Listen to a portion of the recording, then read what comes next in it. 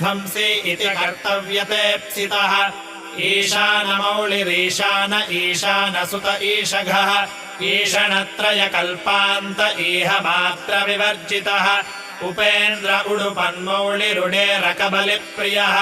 उन्नतावन उत्तुङ्ग उदरस्त्रिदलाग्रणीः ऊर्जस्वामज्वलतमो ऊहापोहदुरापधः ऋग्यजुस्सामसम्भूतिबुद्धिः सिद्धिप्रवर्तकः ऋजुचित्तैकसुलभो ऋणत्रयविमोचनः स्वभक्तविघ्ननाशश्च मरद्विच्छक्तिलोपकृत् विमुखार्चानाविलुप्तश्रीर्लोताविस्फोटनाशनः एकारपीठमध्यस्थ एकपादकृतासनः एजिताखिलदैत्यश्रीरेजिताखिलसंश्रयः ऐश्वर्यनिधिरैश्वर्य ऐहिकामुष्मिकप्रदः ऐरं मदनमोन्मेष